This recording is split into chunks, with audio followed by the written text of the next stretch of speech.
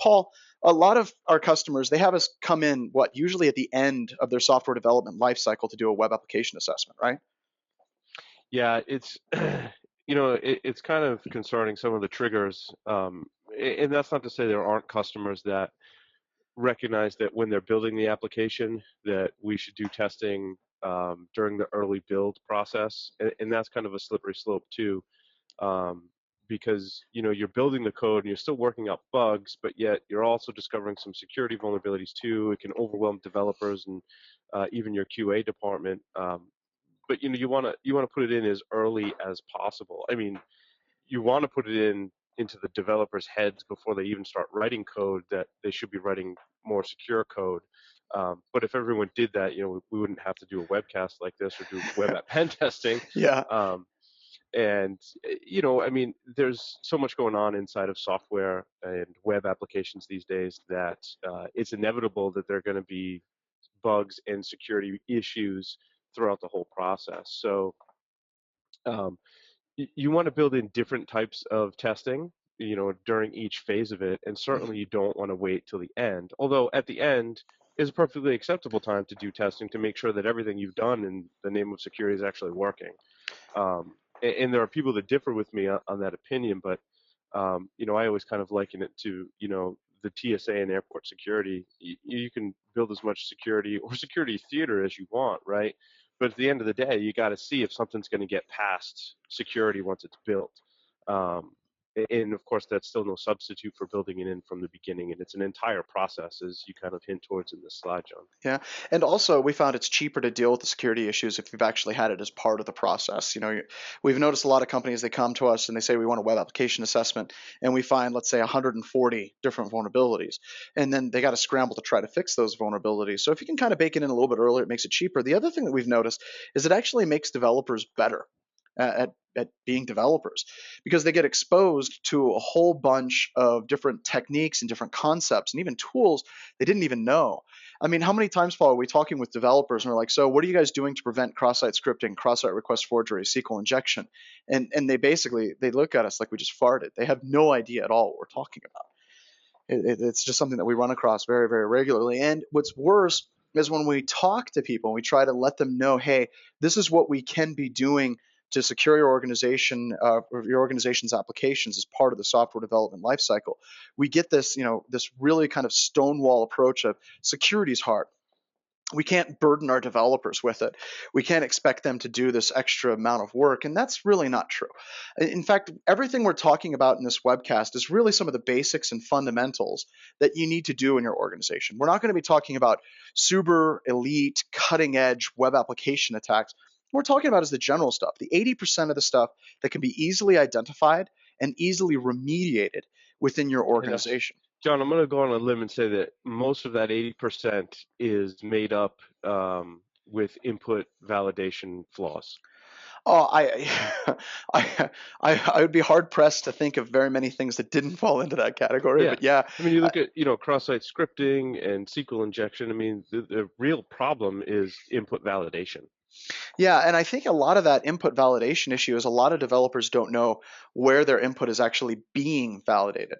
An Yeah, example would or be, oh, go ahead. they're still too trusting of the user. Like, well, Yeah. the user's going to submit this and it should be right. And what I think that we need to make the mind shift for a lot of developers even today is never to trust what the user enters and getting them to think, developers are thinking about making sure it works, and they sometimes lose sight of the fact that there are people like us and evil attackers that are thinking about how to break it, and getting them to kind of change gears and think about how someone might break it even accidentally, is going to help with that input validation problem. And I think, like, if you ever get into an argument with a developer, and they're like, well, no user would ever do that. I think the best example is your son. I don't know what it is with Paul's son, but if you leave your computer with him for what, like 15 minutes, you're gonna have like kernel panic errors. It's gonna be crashing. He's gonna be He got finding he buffer got a, he got a overflows. hold of my Twitter client once and started sending like all these weird characters and commas and semicolons into Twitter. and that was really his first fuzzing exercise, which was a lot of It, fun. and it's one of the most adorable things you've ever seen. So yeah, letting a developer know, hey, you are absolutely going to get hit by all kinds of weird characters coming into the application is something that's going to be it should be expected.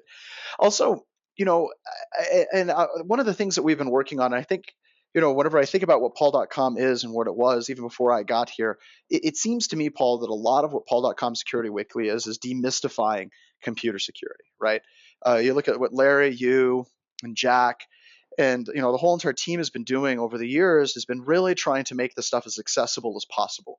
We're not trying to make it uber elite. We're not trying to make it more complicated than it actually is. We're not trying to build ourselves up as super geniuses. We're trying to bring things down to where people can accept it and actually incorporate good security practices in what they do.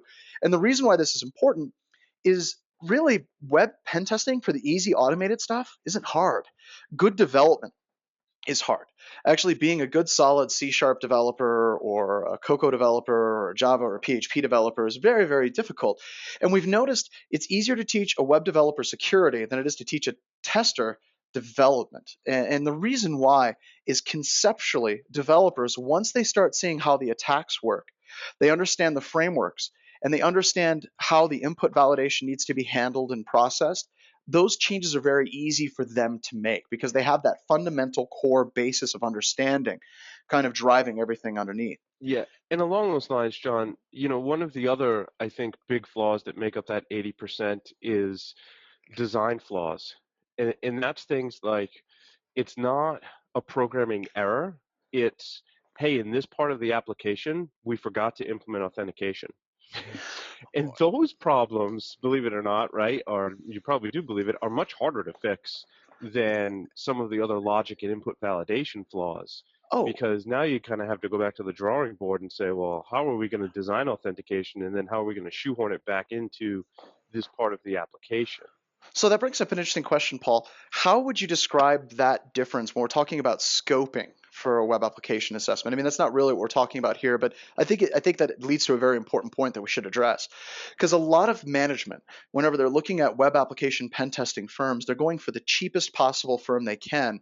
So what is the difference between like those types of attacks and like the more automated things like cross-site scripting, SQL injection? Well, it is the difference between a bug and a flaw, right? If I allow SQL code to be executed inside of user data, that's a bug, right? And I can correct that bug. If I've forgotten to implement authentication, that's a flaw. That's a design flaw that you may or may not find with an automated tool, right? Automated tools can do a pretty good job of finding some of the low-hanging fruit in terms of bugs, but it's the human element that's going to find the design flaws, such as sessions and things like that. And we'll get into why you want to give your web app pen testers multiple accounts to test session validation and things like that. And it's those kind of logic and design flaws that automated tools don't really shine as much as a human being. Yeah, absolutely. All right, so let's say that you're going to try to implement some of this in your organization. We talked about when should you do it. We talked about throughout the build process if possible. Some of the most secure organizations we've tested with, like some of our friends up in Canada, some of our friends in Minneapolis, they actually do security testing as part of their build process. So every night that they do build validation, that they actually check and they run through all of their standard user acceptance testing, automated testing, they actually build in the security checks in that as well. And the reason why they're able to do that is they weren't afraid of actually implementing security as part of their build process. After they saw what it was involved or what was involved in it and how to do it, they just baked it in. And we recommend also, if you have a development team, we recommend a different member of the development team and the test team review and address the issues each time, if at all possible. So they'd be responsible for one run of the test. And the reason why, and we've seen this a lot, is whenever you start talking about security for web applications, many environments will find their most senior developer and they'll just make him or her responsible for handling all the security issues. And that really doesn't kind of spread the wealth of knowledge as it relates to computer security much at all. So test everything. The tools are so easy to use. There's really no good reason not to. And believe it or not, it will make a better developer out of your team. So these are the things at a minimum. Any automated tool that you work with should be able to check some of these types of vulnerabilities. Now, it won't be able to detect all of them. We'll talk about that more on the next slide. Paul already kind of alluded to it, but your automated tool should automatically check for cross-site scripting, SQL injection, command injection, and common misconfigurations for web servers. And we're going to share with you a bunch of free and open source and cheap tools that you can use to detect this. And even some tools that you may already have purchased, for example, like Nessus, just throwing that one out there, is it actually has the ability to detect a lot of these types of vulnerabilities, right, Paul? And he's gone. Yeah, I mean, it can detect the low hanging fruit. Oh, I'm back. You can hear me? Okay. Yep, you can. Yeah, so I mean, Nessus will detect the low-hanging fruit, mostly in terms of bugs. It's not meant to be a completely comprehensive web application testing framework, but it does have some pretty in-depth checks for a lot of the things, that you list on that slide. And also, one of the things I like to highlight in terms of web application security is the security of your platform. If your web server, application server, file system permissions, if all that stuff is not configured properly and is insecure, then whatever is being run on top of that by design is not secure either. So, Yep. one of my first jobs in security was doing systems administration for a large development group that was developing lottery applications. And when I first got there, there was a lot of missing things in terms of the operating system and web servers and application servers that was by design not secure.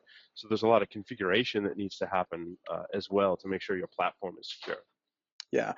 And I was just thinking, we just did a web pen test, I think, a couple of weeks ago, where we were able to take over the entire server because they had anonymous FTP that was sharing out the entire file system of that server. So, yeah, the web server may have been locked down, but then they had this glaring backdoor hole that was just easy to take over. So, do the tools cover everything? No. They just don't. And this kind of, once again, is reflecting on what Paul was talking about earlier. There are certain types of attacks and certain types of errors that can exist in your web application that automated tools just don't do a very good job of detecting. You need to have a human test for these types of things. Paul brought up logic errors. A good example of a logic error is with many applications, you can use things like forced browsing. So where it actually authenticates you and where it actually authenticates where you're allowed to go in the web application are two completely different components. So a standard user can log into your website and they see 5 links. An administrator can log in and they can see 6 or 7 links. And then all a bad guy has to do is force browse to those particular places. And the logic for authentication isn't applied because it assumes you've already been authenticated. You can go anywhere you want within the application. Permission errors. Paul, we see this all the time, especially with WordPress. I think you just got done Mm. with a web pen test that had really, really horrible permissions when it came to the plugins that were installed on WordPress, right? Yeah, and there's a lot of guides out there for WordPress. WordPress is one of those applications that relies pretty heavily on the security of your web server, application server, and operating system. So if those things aren't in line, WordPress is not going to run securely. And file system permissions are one of the important things in WordPress to make sure that they're configured properly. And there's actually some open source WordPress plugins. There's a WordPress scanner, the name escapes me at the moment, that'll actually go through and check your file system permissions for you. So there are tools to help you, with some of the configuration problems, but permissions are a huge part of that, and that's going to prevent whole classes of attacks such as file uploads and remote file includes and things like that. Yeah, and even SharePoint has a lot of the same vulnerabilities. Not necessarily from the perspective of SharePoint is vulnerable and somebody can attack and exploit it. It has to do with how people set up the permissions on the different shares. If you have a share that everyone can access, and then you have like payroll information or a user ID password list that you upload to your SharePoint server, your automated tool is not going to detect that. It just isn't. That's something that a good, solid manual test will be able to pull out. Stored cross-site scripting. This is something I've been spending a lot of time with the guys at BHIS. And we've been spending a tremendous amount of time not just looking for standard reflected cross-site scripting. We'll talk about what that is here in a little bit, but also the stored cross-site scripting. And the reason why this is difficult to find is, let's say that you create an avatar for an application. You got your little picture of you like snuggling with a teddy bear. and below it you can put like a little phrase or something. Well, let's say that there's a cross-site scripting vulnerability in that kind of subtitle for that picture, right, or that caption for that picture. Well, an automated tool will go in and put the cross-site scripting attack in that field, and it doesn't know where that field is going to pop up elsewhere in the application. You may be able to put it in a page, let's call it page A, and it doesn't actually manifest until page Z. So it really requires you to kind of look at the overall flow, of how the application works, where data is inputted, and where it's actually going to be displayed someplace else. And of course, cross-site request forgery. We're actually thinking about doing a full webcast dedicated to just this type of vulnerability because it's so prevalent. And out of all the vulnerabilities we talk about, it's probably one of the more dangerous ones. And unfortunately, it's not one that's easily detected using automated tools. And the reason why it's not easily detected using automated tools is because you have to know like the structure of a form. You have to know how data is going to be structured in a way that's going to be presented to the server. And it takes a little bit of manual testing to actually test appropriately for cross-site request forgery vulnerabilities. But an easy way to check to see if you have this vulnerability, if you're not sure, is go to your developers and say, what are we doing for anti-CSRF tokens? Or what are we doing for anti-CSRF attacks? If your developer looks at you and they have no idea what you're talking about, odds are you have cross-site request forgery vulnerabilities on your server. But yes, these do require manual testing. Automated tools don't do as well with these types of vulnerabilities. So self-test before the test. Web penetration testers, we really don't want to find and report on hundreds of cross-site scripting vulnerabilities. There is a horrible trend in the world of network penetration testing today that is, it appears that a lot of pen testing companies think the quality of the report is directly proportional to the number of pages in the report. And I think that that's absolute bunk. If it takes me 5 minutes to open up your Word document because you copied and pasted the results directly out of Nessus, that's not really a high value web pen test report. It isn't. And really what happens is customers get these reports that are hundreds of pages long, and they just kind of, their eyes glass over and they try to ignore as much as possible, or they keep shoveling around the responsibility onto a number of other developers. No one ever really gets around to fixing it. So instead, what we recommend is if you can get a lot of that scanning out of the way before a pen tester even gets there. We're going to talk about the tools. We're going to talk about sharing the results with the tester.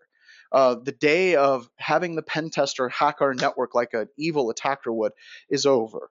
We need to get over that. That whole concept of prove you can hack us is really a waste of time.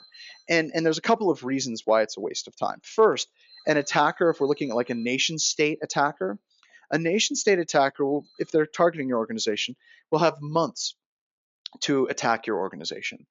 And a pen tester usually has 2 weeks. Another thing is, whenever we're talking about scoping this appropriately, we have a customer, well, we talked him through it, so we're cool now. We had a customer that came to us last week, and we said, we want you to hack our website. It's an unauthenticated attack against the website. We want you to hack us like a hacker would. And we said, well, without credentials, we're only going to see like 1% of that web application. And they came back and they said, well, we don't care. We want you to hack it like a real hacker would. And I said, great. I'm going to spearfish your users. I'm going to collect their user IDs and passwords whenever they come to a fake website, and then I'm going to use them. They said, no, you can't do that. You can't do that. I'm like, okay. Well, I'm going to go to your website. I'm going to get a list of all your customers, and then I'm going to pull a list of email addresses for your customers. I'm going to harvest which of your customer email addresses are being used, and I'm going to attack it that way. No. You can't do that. You can't do that either. So when a lot of the customers, when a lot of companies, especially management, are trying to hire a pen tester, they try to set it up as adversarial. And especially with web application assessments, we can't do that. So what you need to do is share as much as you can with the pen tester, because it'll basically increase the amount of time they can spend testing for really difficult to find vulnerabilities in the application. So before you get into the test, we recommend run these tools we're going to share with you and share the result with the testers. It'll speed up the test, it'll allow the tester to focus on harder issues, and more importantly, you're going to get better value out of the penetration test. I know we get excited, Paul, myself, Tim Tomes, Ethan, Ben, Joff, we all get really, really excited whenever we go into a network penetration test and they give us a full burp scan of the site that's relatively clean. They're like, here, we do this on a regular basis. Here's what we found, go farther. And that's just awesome. I mean, that's the type of stuff we look for on a regular basis. So it's all about the tools. The main tool I would recommend using is Burp. Now, Burp is not free. There's a Burp proxy that is free, But Burp Pro is relatively inexpensive. We're talking around, what is it, Paul, like $500-$600 for burp lessons, or is it even less than that? I think it's even less than that. It's unbelievably cheap. And if you talk to any well-respected web application pen testers, you ask them what tool do they use, almost without fail, they say Burp. You ask them what other commercial tools do they use. They use Akinetic, Sensic, AppScan, and many times they'll like roll their eyes and say the vast majority of those tools suck. They're not very good. Now, it's not to say that Burp doesn't suck. Burp is different. Yeah, Burp is $300, John. Thank you. $300. There we go. Those in the chat that put it in there. Thank you. Thank you so much. And Burp, its main claim to fame is not automated scanning, even though it has that capability. But it has a whole bunch of features that allow you to dig in and do like basic fuzzing of different parameters. You can try things like user IDs and password fuzzing attacks against servers. There's a lot more you can do with Burp than just automated scanning, but it actually does a fairly good job. Another automated scanner is W3AF, which I hear rumors that it's going to become a dead project. I haven't seen that yet, but until that happens, it's an awesome tool. It's what many people would expect an automated web application scanner to be. Give it a URL, give it a policy, and then it scans. And the final one we're going to talk about is ZAP Attack Proxy. If you have no budget for something like Burp, ZAP Attack Proxy will get you pretty close to where you want to be. It does a lot of what Burp does, has a lot of the same features, and it doesn't cost much. And of course, Nikto. We'll talk more about Nikto here in just a couple of seconds. So if you know how to use these tools and you're not afraid of using these tools, you can get a tremendous amount of self-assessment off the table before a pen tester ever gets there, and you're going to have a much better value. So let's first start talking about Nikto. Sorry, Paul, I ran this against Paul.com's website today because you need demonstrations. And That's good. Nikto is a very cool tool, and it's very similar in its approach to like what Nessus does. Nikto is not going to find 0 days. It's not going to find undiscovered cross-site scripting or SQL injection vulnerabilities. It's going to look at your application and try to identify well-known vulnerabilities that have already been reported. So let's say that there's a vulnerability in Cold Fusion, like there's a Cold Fusion upload vulnerability from a few years back, that you could upload and execute CF files, and you could upload and execute scripts like laudanum, or you can upload and execute Java files for like Metasploit interpreter reverse shells. Nikto would have the capability to look for that well-known vulnerability, and then it'll report on that vulnerability as well. It'll also check. Go ahead. It's also important, John, to validate the results from Nikto. As I look at those results right there, I just want to warn people that they may not be what you think, and there could be traps that you might fall into. and yeah, don't. May or may not result in goatee, but I would hope that if someone's at our webcast, hopefully they could see someone jumping through all of those. Everything we've learned about web defense, we learned from Adrian Crenshaw. Take that for whatever it's worth. Well, also, we run the active defense offensive countermeasures course, so there's some of that in there too. So we might be sending you an email if you try to attack our website. So there's a lot of really cool things, but you're right, you got to validate stuff with Nikto. Sometimes it takes some tuning, especially if you have a custom 404. So instead of doing 404 not found, you give a 200 level and an HTML page that says the resource you're looking for could not be found. Nikto sometimes has a hard time differentiating between those two if you don't tune it. So Nikto is outstanding. It's a free tool. It's by Sulu, and you should be running it on a regular basis against your server. This is kind of, Paul, I would look at this not so much as like a full-on web application scanner, but kind of looking at the full architecture and the implementation of the web server itself. Things like things like Cold Fusion, things like ASP.NET issues, kind of like the architecture of the web application. Do you think that's probably kind of a good way to cut it, or I don't know how to put it? But yeah, like I said, it's interesting because what it does, it looks for existing well-known vulnerabilities. Now, W3F is a bit different. W3F is very much a tool that's going to identify your website, your different pages on your website, and it's going to crawl them. It's going to identify the input fields, and then it's going to try to attack those various input fields with cross-site scripting attacks, SQL injection attacks, command injection attacks. W3F is one of those tools that will find previously unknown vulnerabilities in your web application. It'll go through, identify those fields, and it'll try to attack them. Now, there's a number of options that you can set up with W3AF. On the left-hand side, you can see something called profiles. You can create an empty profile and have it scan for just what you want it to. OS top 10 is just the OS top 10. High risk, brute force, fast scan, full audit.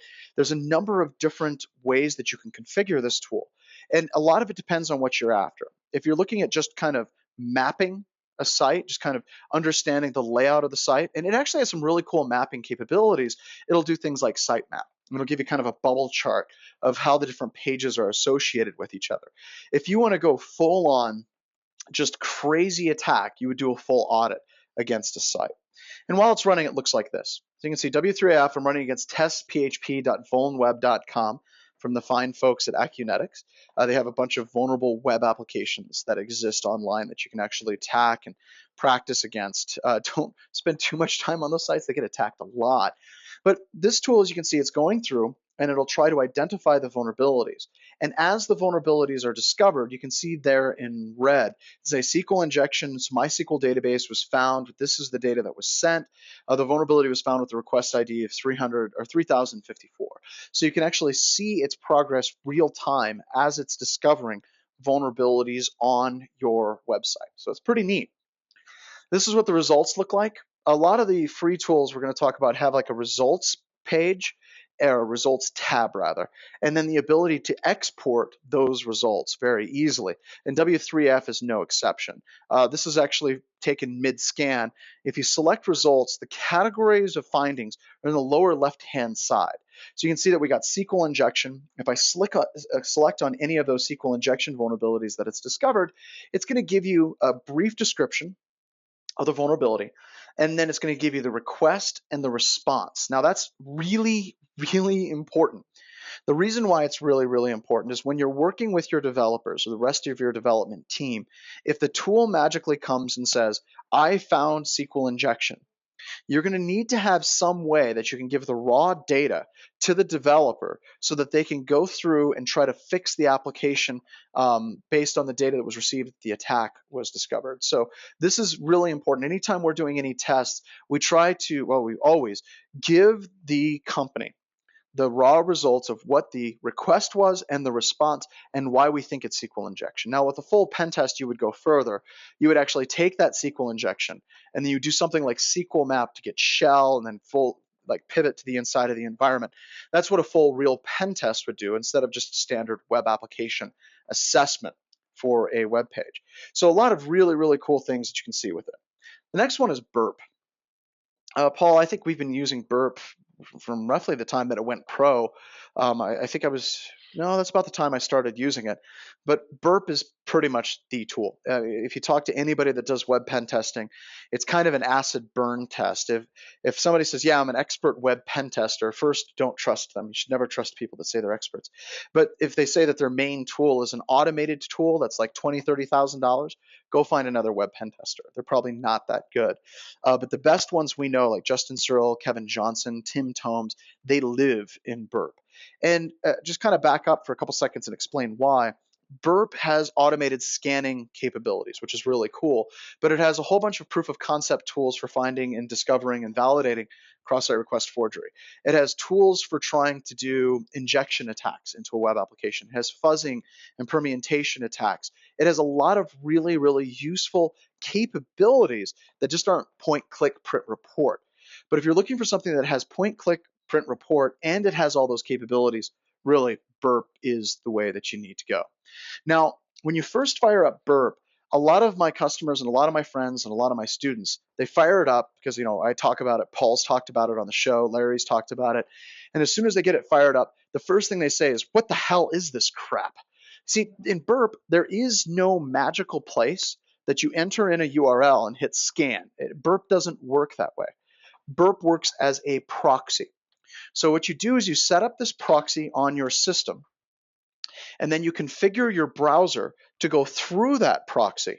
And then that's where Burp actually collects the target information. So it's basically sitting in between your browser and the target website. Now, the first thing you have to do is run Burp, of course, download and run it. And then you have to set your browser up to use it as a proxy. Now, if you want instructions, I had someone shoot me an email, Paul. They said, for Internet Explorer 11, how do you set it up to use a proxy? And I don't know how to do that off the top of my head. I don't really Yeah, use Internet from Explorer. what Jack says, they deserve a medal just to get Internet Explorer 11 actually running. Yeah, so congratulations to them. And but Google configure a proxy for Internet Explorer 11 or Firefox or Chrome or whatever it is, and then you set your browser up to use the proxy at 8080 on 127.0.0.1. Remember, 127.0.0.1 is localhost, right? Or 127.0.0.2, 3, 4, 5. But the 127.0.0 is home. So all of your web traffic is going to be routed through port 8080 on your local system where Burp is waiting for it. Now, when you first start sending your traffic through Burp, your browser is going to freeze. It's going to basically, you're going to try to go to a website and it's just going to hang. Or you might get certificate errors. Accept those certificate errors because Burp intercepts and proxies SSL traffic as well. But it's going to freeze. And the reason why it freezes when you first use it is because Intercept is on. Now, what Intercept allows you to do is it allows you to intercept that request and you can modify it on the fly. So if you want to do like parameter manipulation, change values, change prices, whatever it is you want to do, you can do that with the Intercept capability turned on. But the first time you use Burp, it can be very frustrating because it seems that everything is broken because Intercept is on by default. So what you want to do is you want to select the proxy tab, Intercept, and then you can click that and you can shut it off. So the Intercept capability will be off. It'll allow the data to flow freely between the browser and the target site. Now you click on history, it's going to show you the sites that you've been going to. You're going to want to choose the target site. You're going to right click on it. You're going to select add to scope. You're going to add that into scope. So then Burp can actually see that as an attackable target. Finally, you're going to go to target and sitemap. Now, this is something that's really cool. Zed Attack Proxy does this. Burp does this as well. Even W3AF has great mapping capabilities. Far too few people, when they do pen testing, actually spend time looking at the overall sitemap of the target site that they're trying to test. The sitemap is interesting because it kind of shows you the layout of the website, where different fields and where different applications reside. And sometimes you might find something interesting, like Paul was talking about some interesting folders that may exist on some websites at some point. Now, for the tool to become aware of the layout of the target website, you have to right-click on it and then select Crawl. And with Crawl, Burp is going to go through and automatically try to identify all of the different input fields and all of the different web pages on the site that you're going to attack. After it's identified the layout of the site, as you can see, we have Ajax, we have Flash, we have mod rewrite, artist.php, cart.php, categories.php. You have the layout of the website. Go to the top of the website, right click again, and then select actively scan this host. And this is probably the most important thing when you're using Burp.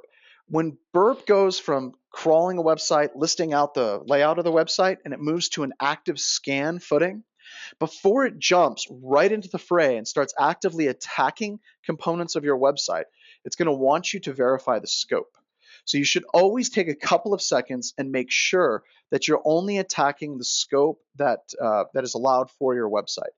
We've seen some examples of some pen testing companies in the past that start attacking a website, but then they may use Akamai, and their website is actually pulling things from Akamai, and all of a sudden the web pen tester is attacking not just their main site, they may be attacking a completely different hosting provider that really isn't in scope. It's not somebody that should be attacked under any circumstances. So verify the URLs, verify the scope, and then Burp will go through and actively try to find SQL injection, cross-site scripting attacks, and so on. Now, when the scan's running, it gives you a really nice status update. It'll tell you which parts of the website it's currently trying to attack. It'll give you the issues. It'll give you how many requests and any errors that you would identify. Now, a couple quick things. When you're using Burp on this slide, that's really, really important.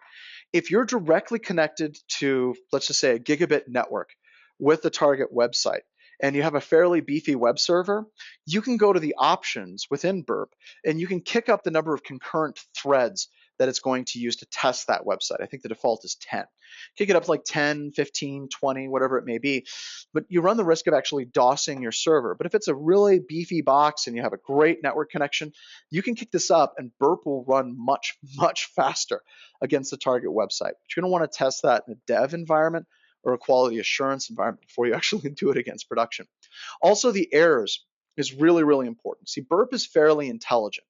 When Burp is running a scan, it can identify if the latency of the website, if it's starting to become a drain on the website, and it'll adjust its speed accordingly. And also those errors, if you start getting errors that says request timeout, previous message repeated 15 times, it means the website is going down. You have a very strong likelihood that you have a DOS vulnerability in your website. Now, simple scanning using tools like Burp, Nessus, ZAP Attack Proxy, they really shouldn't ever bring your web server down. That's bad. That's not a problem with the tool. It's not a problem with the tester. It's a problem with the application. I know when dealing with management from time to time, that can be a difficult hair to split, but it's true. There's a problem in the application itself. So what we recommend is watching that very closely. And once you start seeing errors being generated, pause the scan. You just right click in here and do pause scan. Read the errors and try to figure out what's going on with the application. Try to figure out if it's a concurrency issue, if it's an issue with memory management, what is the issue that's causing errors to be generated with the target site. But 9 times, I would say 99% of the time, it's going to run just fine. No issues whatsoever. It's just going to truck right along and it's going to scan the web application for well-known vulnerabilities. Now, while it's running, you can go from the live scanning tab. Here, hold on. Come back. You can go from the live scanning tab to the results tab, and it'll give you kind of a status update of what vulnerabilities have been discovered up until that point. And in fact, even after the scan is done, you can jump on over here and you can see all of the different results. Now, a couple of things that are really cool about this is much like W3AF, you can see the request and you can see the response that generated the error. So if it believes it found cross-site scripting, it'll give you the request, it'll show you the response, and it'll highlight what in that response triggered it to think there was an attack. Now that's important. If you click the button that says highlight when you look at the results, it'll actually take you right down to the section that it finds interesting. Then you can actually coordinate with your developers on that. The other one that's neat is SQL injection. With SQL injection, you can do compare responses. And whenever you're testing for SQL injection vulnerabilities, it is an error. It's kind of it is literally an exercise in comparisons. What happens if I send this field a single unmatched quote? What happens if I send it 2 quotes together that are matched? If I generate an error with 1 quote, but I don't generate an error with 2 quotes, then I know that I have some type of vulnerability I need to look into. And what you can do with Burp is you can compare those results, and Burp will highlight what in those results was different between each of the different requests. So if you receive errors in one but not in the other, that could be a SQL injection vulnerability. And you can actually see those results show up. So it's a very, very, very useful feature of Burp. And of course, it has reporting. What good would any tool be if it didn't have the capability to kick out pretty HTML reports? Well, Burp is no exception. And you can also get the reports set up so they're fairly detailed. They'll have the request, they'll have the response, they'll have a detailed write-up of what the vulnerability is. That's outstanding. I've been really trying to push this home for the past couple of months. Paul's been talking about it as well. If your pen tester copies and pastes results out of the automated tools reports, go find another pen tester. A pen tester shouldn't be just copying and pasting these things. Why? Because you can get the tool for $300 and you can find it out on your own. You're hiring a pen testing group. You're hiring a group of experts to do more than what you can do on your own. So don't allow them to get away with that. And if at all possible, if you find these vulnerabilities and you're still working on them, provide these to the pen tester and say, I'm aware of these vulnerabilities. Please do not report on the things that we already know about. That's actually setting them up in a really good place to get ready for the rest of the test moving forward. All right, so let's talk about ZAP Attack Proxy, because I know that we have people on this webcast today that really don't have a budget. As much as Paul and I can say, well, $300 isn't that expensive, there's people that try to go to their boss for $300, and it's like getting blood from a stone. It's just not going to happen. If you're in that situation, use ZAP. In fact, even if you're not in that situation, use ZAP. There's absolutely no reason why you can't use more than one tool. A lot of times you'll find vulnerabilities with one tool that were missed with the other tool. This tool is a fork of Peros. It's kind of the next generation for an old proxy called Peros, which we still use from time to time. And it's free from OWASP. It's outstanding. It's free. Has a very strong group of developers. In fact, the version of ZAP that I downloaded today was just updated 4 days ago. So there's a very good core, and it's being updated really, really regularly. Gives you the ability to intercept and modify requests and responses. And yes, it even has automated scanning, which is what we're focusing on here. Its setup is pretty much the exact same way as Burp. You set up your browser to use it as a proxy. You send your browser traffic through ZAP, and then ZAP will start creating a map. It'll show on the left-hand side the URLs that it identifies. You can right-click on those URLs, and then you can say spider the site, spider the subtree, spider the entire URL, and ZAP will go through and actively crawl the website, attempting to identify all input fields and all the various pages that exist on the site itself. So it creates a really cool kind of map of the site as a whole. Then you right-click on the site that's been discovered, and you can select actively scan all in scope. And it'll go through and do the full-on vulnerability assessment scanning that Burp would do or W3AF would do and pull back the results. The results will show up. It says alerts on the lower left-hand corner. It gives you the alerts. And one of the cool things I really like about Z Attack Proxy is it automatically detects and it says, are there anti-CSRF tokens in play or not? And the reason why I like that is an anti-CSRF token is a randomized token that is provided to every response that a website gives you, and it expects that token to come back in your response to the data that it sent you. And those tokens change with each request. Well, ZAP is smart enough to see if those tokens exist. If those tokens don't exist, ZAP will say there's no anti-CSRF tokens in play. Now, that doesn't mean that there's cross-site request forgery on that particular page. It means that that particular page is a likely candidate and it requires further testing. So that's really, really cool. Does the standard cross-site scripting cross-site scripting reflected attack detection, remote file include, SQL injection, all kinds of the different attacks you would expect with any type of automated scanner. The one place where I feel like ZAP really falls down on its face is reporting. The reports for ZAP don't have like a nice overview table. Like Burp says, I found 23 cross-site scripting, I found 16 SQL injection, 4 from remote file includes. ZAP just drops you into the results. And they're not ordered in severity in the way I'd like it. They start with the informational and they work their way up to high warning level vulnerabilities. But once again, you shouldn't be spending a lot of time trying to purchase a tool based on its reports necessarily. It should be something that you look into, but it's not your sole kind of purchasing decision. But that's kind of the big negative mark that I would have against using ZAP. Everything else on it is very, very solid. And in many ways, it can stand toe-to-toe with Burp. All right, so a plan of actions and milestones. So this is some more process stuff that you guys can implement in your environment whenever you're tracking web vulnerabilities.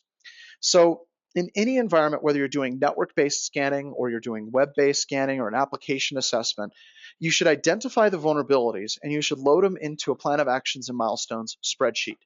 And the reason why you would do this is you would never expect your web developers to be able to immediately address all the vulnerabilities that were discovered like within a week or two.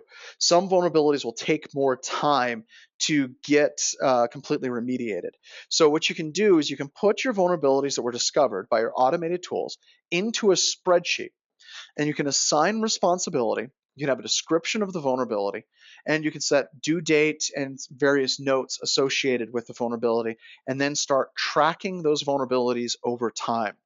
See, if a good pen testing firm shows up and you're running scanning, that's great. That's awesome. But what we really want to see is we want to see what you're doing to remediate those vulnerabilities. Do you actually have a plan in place for addressing those vulnerabilities over the long term? And in many organizations, they may run the scan right before we get there and say, oh, you can't report on any of these findings. But if they don't have a plan for addressing those findings, that is still a risk the pen testing company needs to identify. And the reason why we need to identify it is we can say there was no vulnerabilities found on this website. And a lot of people look at that as, kind of a seal of approval from a pen testing company. And I don't like to phrase it that way. What I'd like to say is vulnerabilities were discovered, but the target organization has a plan of actions and milestones in place to remediate those vulnerabilities. That's an honest answer. And that's really what you should be doing. You should be tracking those vulnerabilities over time, assigning responsibility, and then, of course, tracking them out as they are actually completed. So you need to make sure you have this. So if you run the scan, that's great. Give the results to the web pen tester, and then also give them your plan of actions and milestones for remediation. And the reason why that's helpful is if I find additional vulnerabilities in a website and I know that you have a remediation in place, I can review that remediation activity and give you some tips as to whether or not it's actually going to work in the long run or not. All right, so the best answers for this webcast. As you know, Paul, we like to ask questions of our attendees that show up. And the last one, what was the flight speed of a sparrow from Monty Python and the Flying Circus? And on this webcast, I asked people red pill or blue pill. And it was amazing to me how many people chose the red pill. I think it was pretty, I won't say unanimous. There was a lot of red pill people. So some of the answers I thought were kind of fun was, why, oh, why didn't I take the blue pill? Not sure what this means. I love it whenever people attend our webcast, we ask them the question and they're confused and they could Google it, but instead they're like, this doesn't make any sense to me. So, kudos for, being creative and proud. Blue, sadly, is the primary responsibility, but I also play on the red team occasionally. The one that mother gives you and don't do anything at all, purple. NEA's gray. Paul, I didn't get this one. Depends on the grip.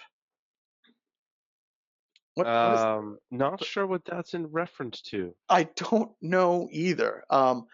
I was thinking it might have something to do with Daledictonics or something. I probably mispronounced that because I mispronounced it. Teledildonics? There we go. Yeah, maybe it had something to do with that. It had grips involved. So those are pretty fun.